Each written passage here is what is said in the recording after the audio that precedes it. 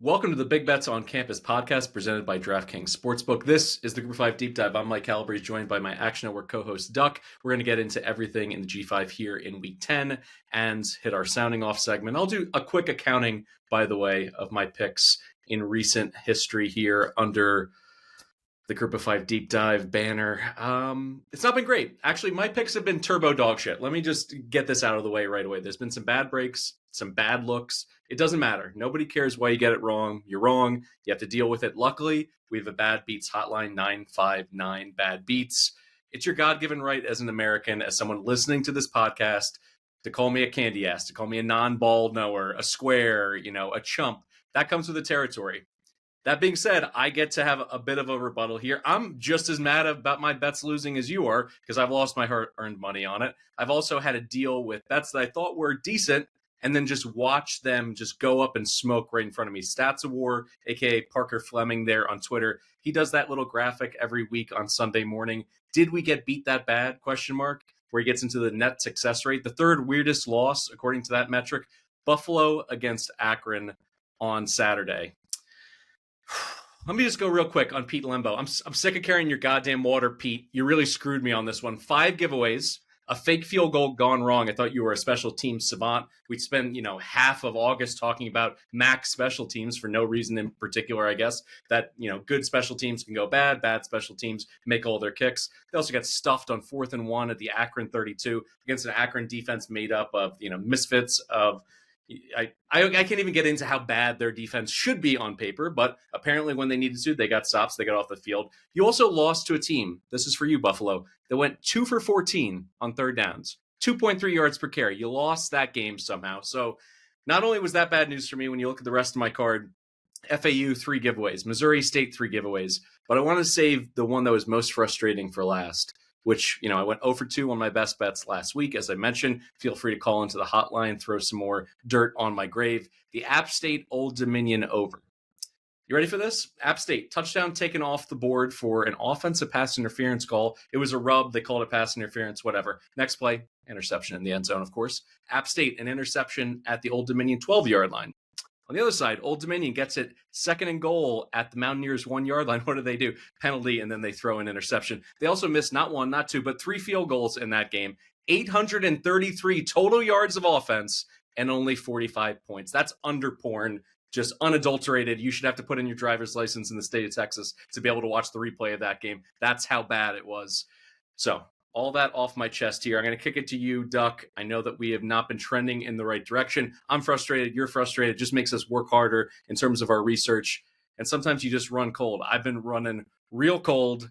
I deserve the heat that I'm getting. Please continue to listen. Please continue to comment. Throw, anything you want at us, as long as it has a 5-star review there in the App Store.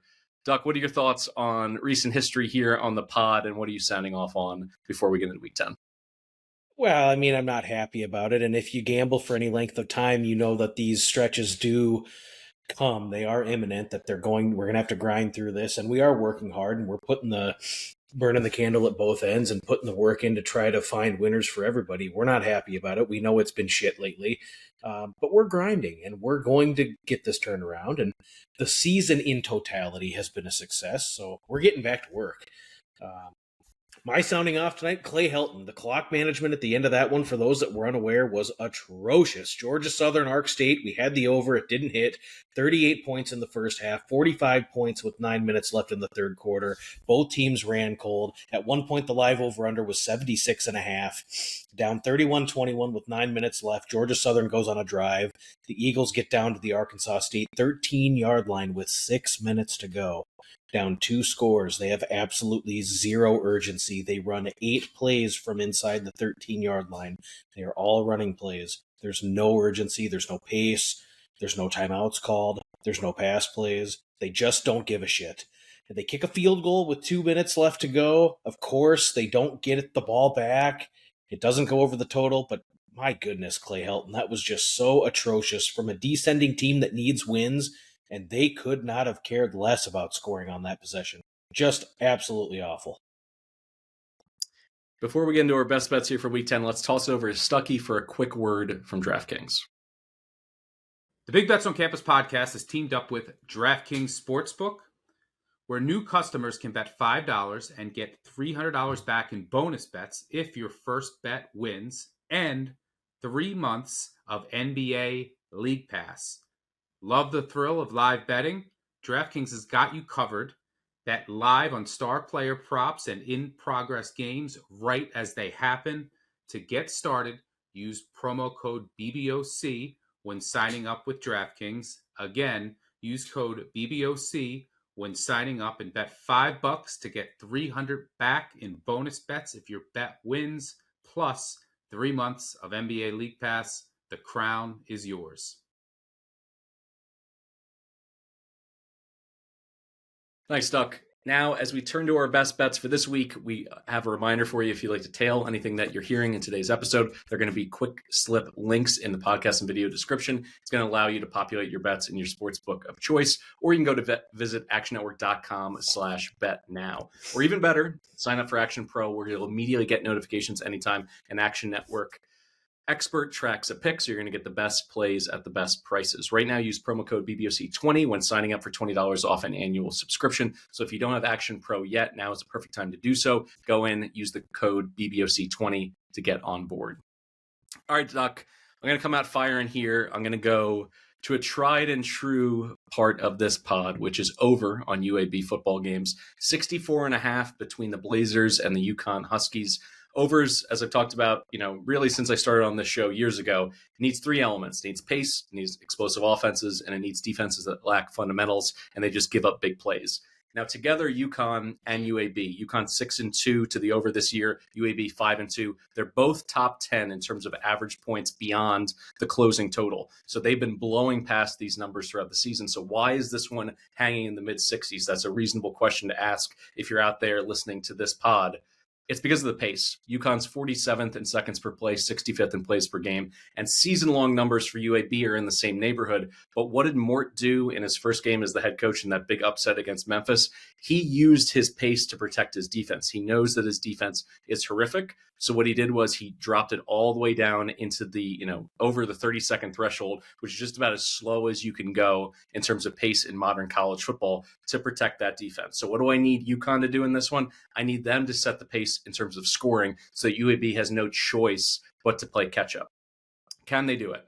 I think they're absolutely up to it because their passing attack is incredibly explosive, 11th in aerial explosive, 25th in big plays overall from this UConn offense. And they've done damage against lousy defenses. Fignano has been spinning it, picking teams apart all season, 18 passing touchdowns, 0 interceptions, 11 big time throws to just 3 turnover worthy plays. And as we know, we beat the drum, all this time under Trent Dilfer. He never fixed it in the portal. His defensive coordinator choice ends up being not an inspired one, because at this point they're 134th in coverage, 135th in pass success defense, 121st in pass rush. So there's no help coming from any angle. It's not like they can get to the quarterback. It's not like they can leave their corners on islands.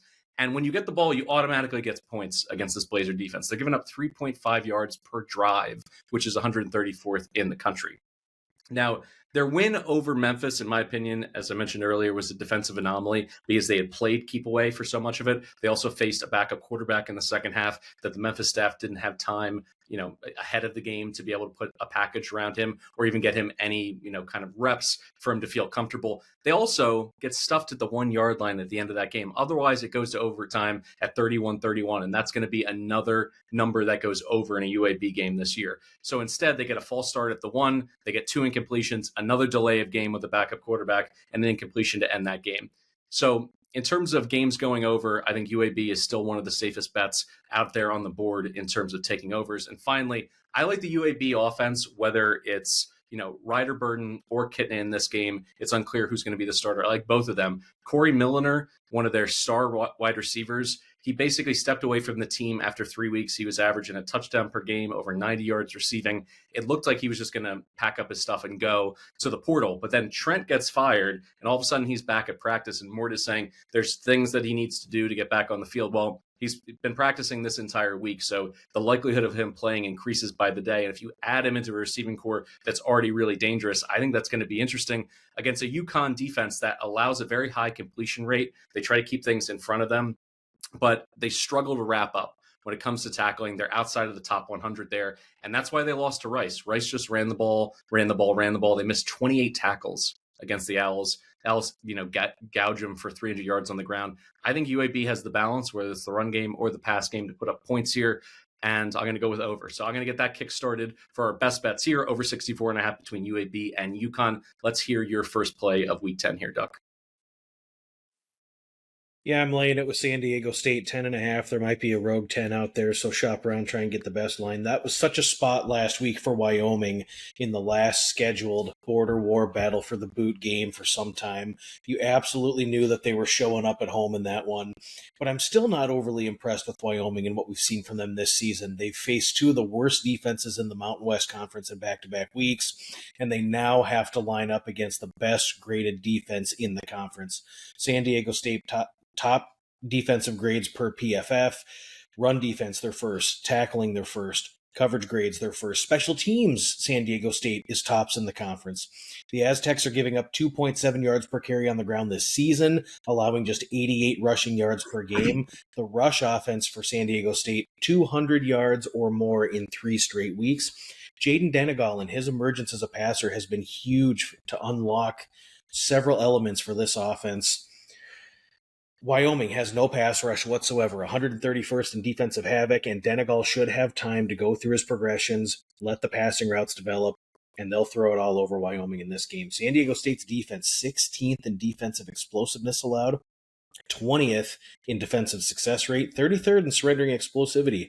Wyoming wants to run the ball, and their pass explosiveness is limited. I don't foresee Wyoming going in there and being able to run the ball on San Diego State, and so that's going to force Caden Anderson to have to throw the ball more with his arm. When they throw the ball more, bad things happen. They turn it over more. Player for player, I think San Diego State's coverage unit is able to blanket Chris Durr and Jalen Sargent, who are the two most explosive Wyoming receivers. This is a downer spot for Wyoming. Last week was the spot for them. This week, they're in a tough spot here. I'm laying it with the Aztecs. I was going to save this for the best of the rest, but I'm going to go under in that same game between Wyoming and San Diego State. You laid out a lot of the reasons San Diego State has quietly turned themselves into one of the best G5 defenses. They got 2 shutouts on the year. They won a pitcher's duel 6-3 against Northern Illinois. They played 3 of their last 5 games at 34 total points or fewer between their offense and what they're allowing. So I think the under 42.5 there is a good spot. And when you look at it, this Wyoming offense, as you mentioned, is not there statistically, but they also had their best chance the entire year to move the football. They played Air Force, who was just absolutely horrific. Their advanced stat sheet is just bleeding red everywhere, and they scored 21 points. So, and it's really not even the only issue this year in terms of performance and then playing down to certain opponents. They scored 17 points. They averaged 17 points on the road this year, despite drawing Akron and that Air Force team that I just mentioned. So when you put that together with the Aztec fast, that's tongue in cheek. They play at the 126th in the nation in terms of seconds between plays. So I just see them slowing this game down. Both teams are pretty good at limiting explosives. And I think because of that reason, you're going to see something like, let's call it San Diego State 31, Wyoming 10, or maybe even Wyoming doesn't get to 10 in this game. In terms of that fitting into your game script, do you see that kind of a laugher for San Diego State and going into a bit of a shell, their 4-minute offense in the fourth quarter? I do. And, you've seen them at home with a propensity to just sit on leads in the second half, and they have played lights out defensively at home this season. California, 0 points. Colorado State had some garbage time touchdowns when that game was well in hand. Stony Brook was shut out. I mean, this is just a team that plays significantly better defense. They played good defense all season at this point now, but really, really stout defensive performances at home. And I do think that the pace is one where, they've got a really important trip coming up at Hawaii following this game. And so, yeah, I could see them getting this game to a 24-3, 31-3, and then we're going to sit out the last 8 minutes and just grind this clock down, get the win, and then it's off for the island. My second best bet here for week 10, Wazoo laying 3.5 against Oregon State. Wazoo, it's been the Western outpost of college football for years out there in the Palouse. They've been overlooked because of their late night kicks, the Pac-12 After Dark, the Pac-12 Network. Now the CW Network is basically where they live. So they keep getting banished further and further away from the spotlight.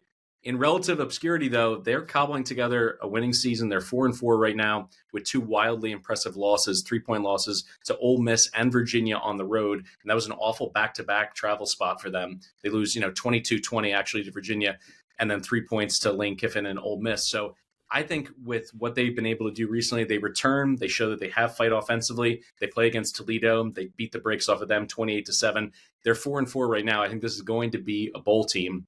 And whatever happened in those early season losses, they lost to North Texas, who we now know is a juggernaut offensively, and Washington. They gave up 59 points to both of those, opposing offenses. That is now a distant memory because their tackling has improved. They're not giving up explosives anymore, and they're playing that bend but not break defense. They continue to make stands in the red zone. They're 34th in red zone scoring defense percentage this year. So against this Oregon State team, I don't see that changing. I think the defense is going to continue to trend in the right direction. And Zevi, the Wolf Eckhouse, now that he's back running this offense as their QB1, they're playing the brand of football that Jimmy Rogers brought with him from the FCS ranks. They want to run the football, and they want to play super slow and play keep away. Oregon State on the other side of this matchup, they can't go bowling. They fired their head coach. Their interim head coach gave them a bit of that bump that sometimes we see, but they're playing against an FCS Patriot League team in Lafayette that was having a weird midseason cross-country road trip that they were not used to at all. So congrats on that. Congrats on not going over for the season. Anthony Hankerson finally showed up, a guy who was, a borderline All-American last year who had basically disappeared because offensively they couldn't block for him and defenses were keying in on him. Well, he has his huge game in the season, goes over 200 yards. That's nice. But Wazoo is a huge step up defensively from a middling FCS team. And this Oregon State offense, they still can't pass. They can't protect their quarterback. And they can't put together quality drives consistently. So when I see all of that, the fact that they're 124th in quality drives, that is now a real stat more than halfway through the season. We're kind of pulling out the noise from, opponent adjusted perspective. Oregon State's offense just stinks. So I look at this in terms of, what this Wazoo team has been able to do. Yes, they've had some interesting downsides earlier in the season, but I see them finally elevating against an Oregon State team that you look at it. Cal, with a true freshman quarterback in his very first college start, just worked them. Fresno beats them. Wake Forest beats them at home. So I don't think there's really anything to worry about in terms of Corvallis being a situation, even in one of the first of two Pac-12 games where they're going to play these, head-to-heads, home and away. Yeah, maybe that'll mean something in the first quarter, but Oregon State, this is just kind of a nightmare season for them. The only competitive game they've really played this entire season was against Houston at home, and that was because they had a clean sheet with 0 turnovers. I see this Wazoo defense forcing them into some dicey situations, putting the ball in harm's way, and being +1, +2 in the turnover battle. Give me Jimmy Rogers, this defense, and a whole lot to play for, not just today or on Saturday, but as they march towards bowl eligibility. Go Cougs, I'll lay the 3.5. All right, close this out here, Duck. Yeah, Boise State, I'm laying the 17.5 at home. You look at Fresno State, they just got smoked last week against San Diego State, getting shut out at home for the first time ever. Quarterback E.J. Warner was benched in favor of Carson Conklin. He threw the ball 42 times against the Aztecs, 2 interceptions, and just 4.3 yards per pass attempt. Fresno State is void of an identity right now.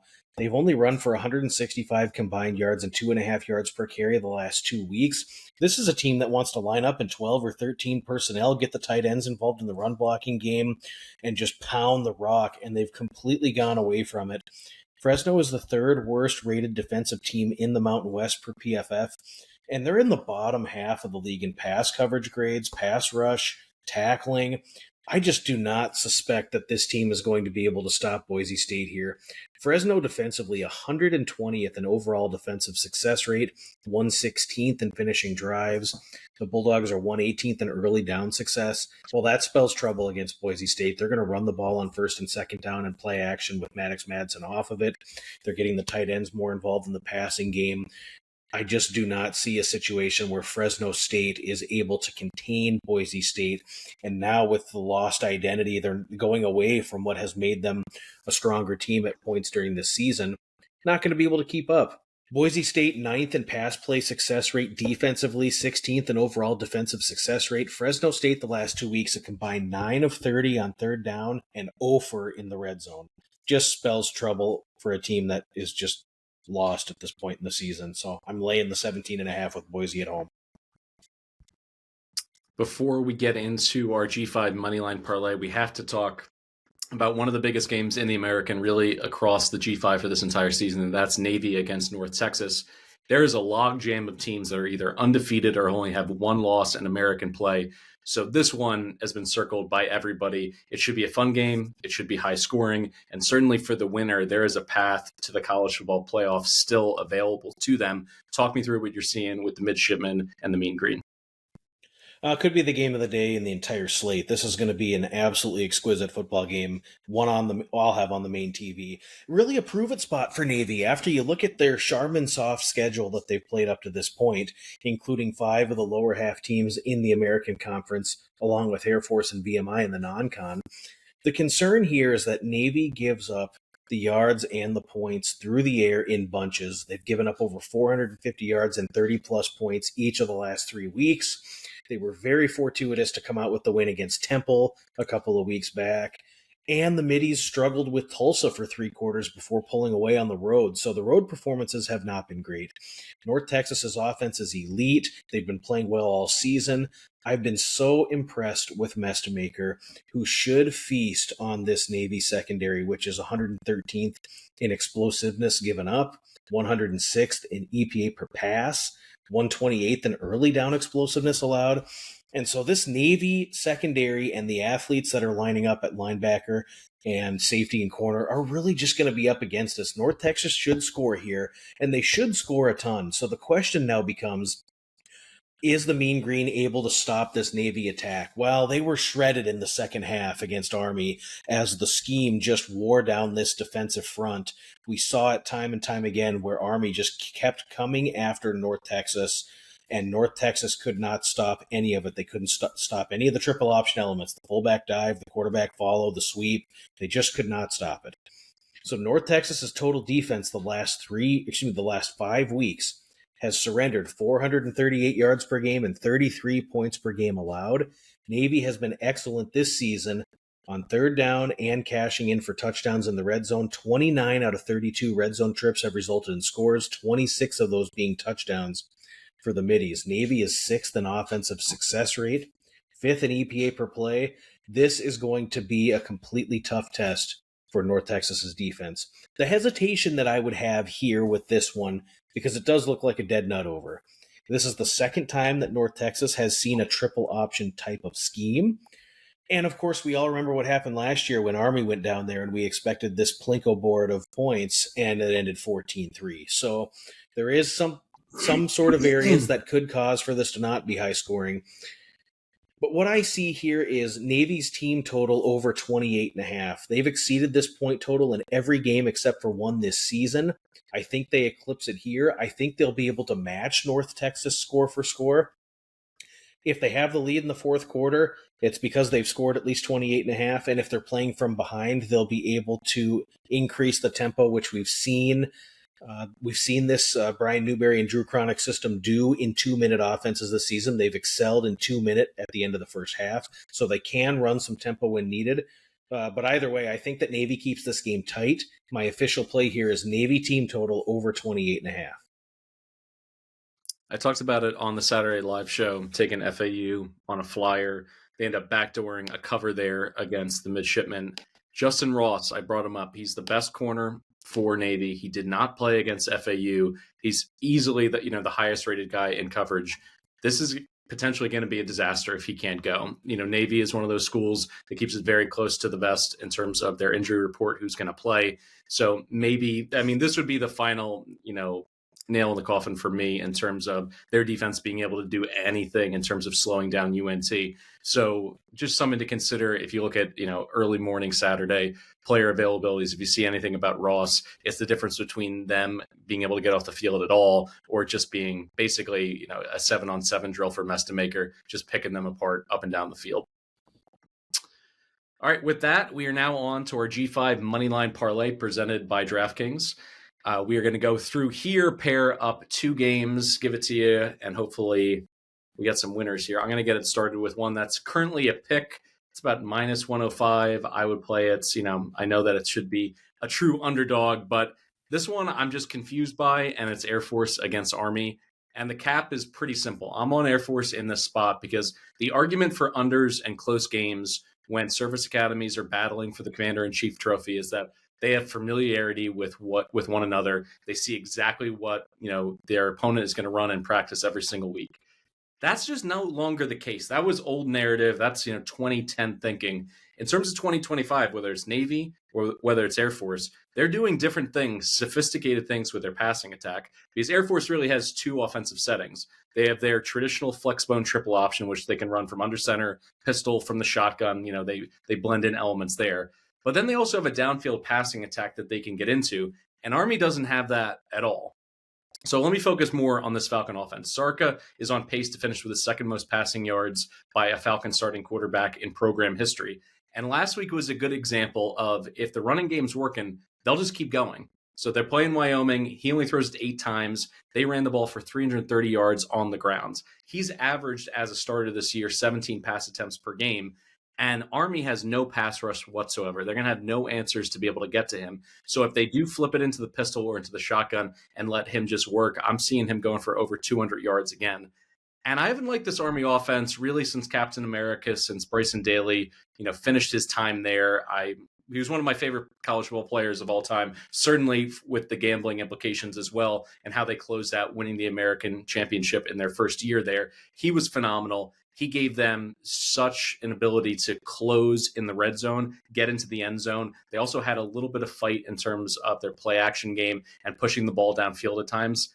This Army offense this year without him, it has one setting. It's run, run, run, but they're outside the top 60 in terms of success rate on the ground. They're dead last in big play creation, and that makes it much more likely for a dreadful Air Force defense to get off the field. They're at least going to have opportunities. This Army offense is built to get into those 3rd and 3s, 3rd and 4s, manageables. If they don't get it, going for it on 4th down. You're giving an Air Force defense that has given up explosives left and right this season an opportunity to get turnovers on downs, or an opportunity to kind of flip the field position if they can get you into a 4th and 5 and you don't want to go for it. So what I look at here is this Air Force defense that has gotten just a slight tick better as the season's gone on. They held Navy to 34 points. I know that doesn't sound great, but their situational football was much better in 3rd down and in the red zone. So I think all they have to do is hold Army below 31 points, and their offense is going to do the rest here. Air Force can make a bowl game if they get hot. They have so much to play for. I think that they are the class in this game. And like I said, it's old school mentality in terms of a service academy via service academy that, this will just be 3 yards in a cloud of dust, a 13-10 kind of football game. That's not the case with this Air Force team this year. I like their coaching staff. I like their quarterback. I think they get it done and score a lot of points. What are we pairing this up with for our G5 Moneyline Underdog parlay? Yeah, Coastal Carolina, they're 5.5-point dogs, plus 172 on the money line. Coastal has really found something since inserting Samari Collier in at quarterback. He's thrown the ball well and added a recent running element that has ignited Coastal Carolina's once pedestrian attack. It was really, really rough, but the last couple of weeks, they've really found something here. So then now the Chants, 2 best offensive performances of the season have come in the last 2 weeks. And they now line up against the Marshall defense that's 109th in defensive success rate, 123rd in defensive finishing drives, 125th in defensive EPA per play, and now they're on the road. Marshall did have a couple flashy performances the last couple of weeks at home. However, they were very, very fortunate to have defeated Texas State, and they caught ODU in a tough spot peeking ahead to the JMU game in a complete no-show by the Monarchs. So a little bit of jurisdiction there in how good Marshall actually is after those couple of performances. For how bad Coastal Carolina has played this season, they have been decent against the pass, ranking 44th in pass EPA and 49th in pass play success rate.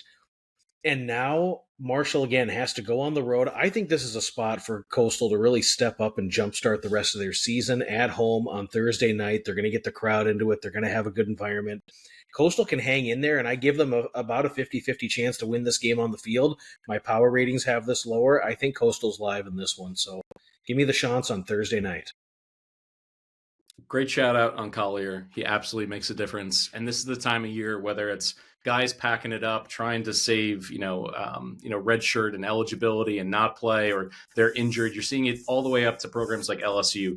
Harold Perkins Jr. is like, what am I doing here? Like, it's time to just think about the NFL draft or the transfer portal. Like, people are shutting it down or getting new opportunities. And Collier is a great example. And offenses and defenses can look, radically different from September to, the end of October and November. So I think that's a good call out. You put these two plays together, the Shots and Air Force, even with Air Force basically, they're going to probably close as a favorite. It's still going to be north of 4-1. Go over to DraftKings, get the parlay started there. All right, that's it for our G5 Moneyline Parlay presented by DraftKings.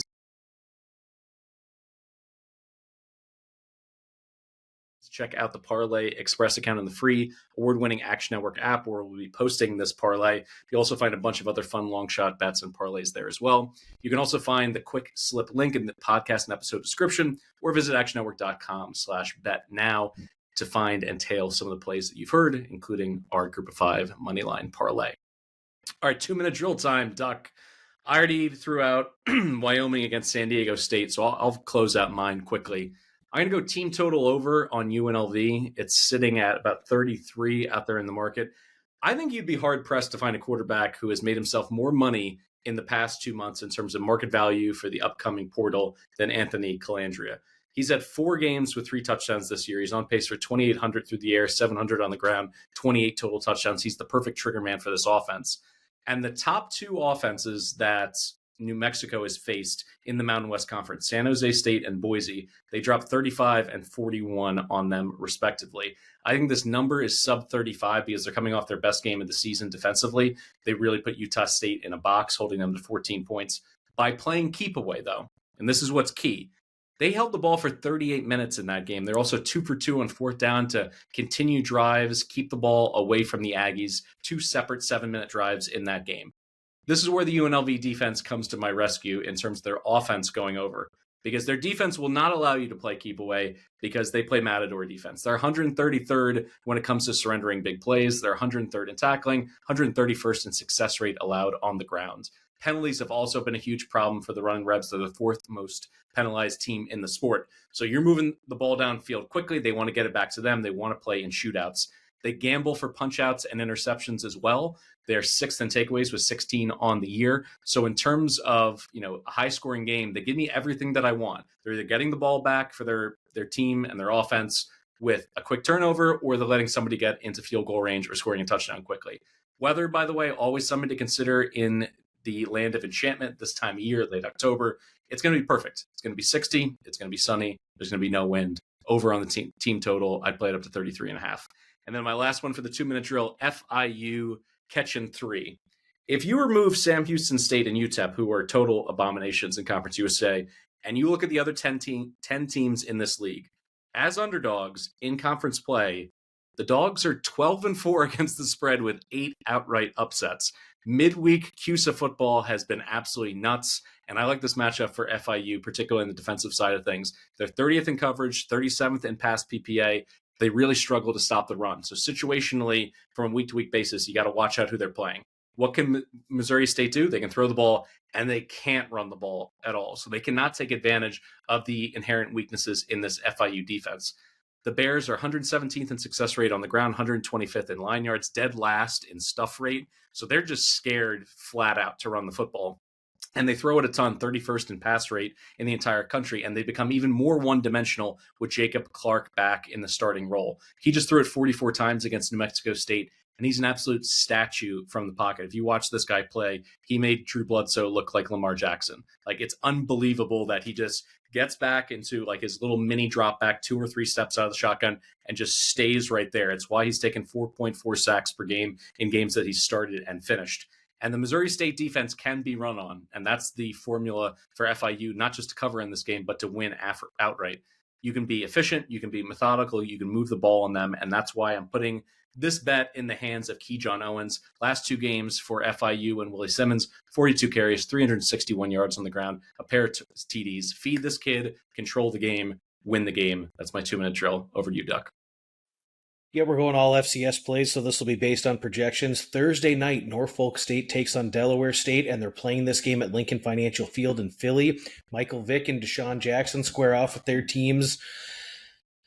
Delaware State's going to be run heavy in this one. They have an efficient ground game, but it's not super explosive. QB run is going to be featured quite a bit, and Norfolk State has seen their fair share of run defensively this season, and they will provide some resistance to Delaware State's ground attack. Norfolk State's offense has been really pedestrian this season. They've really struggled to convert in the red zone and on third down. I don't see Norfolk State having a lot of explosivity in this one, but the real key here is the weather. It could be 2 inches of rain and wind gusts up to 30 miles an hour in Philly. Going to be a sloppy field. Hard for either team to really find their footing here. I'm going to look under 57.5 in this one as soon as I get a nail down on the weather. Alabama State, they're projected laying just 3.5 against Prairie View A&M, just what I believe to be a head and shoulders better team in the Hornets rather than Prairie View A&M in talent. Quarterback Andrew Body, 20 touchdown passes, just 1 interception this season, and they are going to move it here against Prairie View.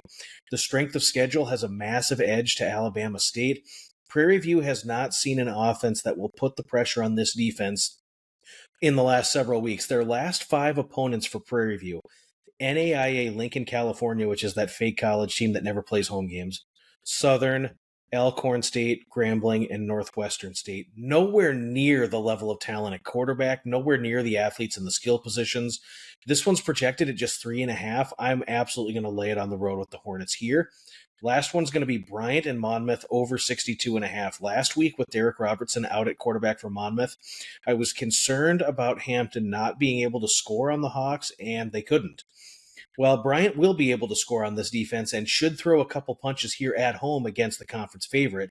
But with another week to prep, with backup quarterback Frankie Weaver, he should be a lot more comfortable in the offense. I would expect that they throw it around a little bit more. They went run heavy last week with him in his first start, but I expect them to throw the ball a little bit more, and they should shred this Bryant defense. I would expect 7 or 8 yards per play on average for the Hawks and for them to score 42. Bryant should be in the 24 to 28 range. So anything 62.5 or close, we're going to be looking over there. All right, time to close things out with our tug-of-war.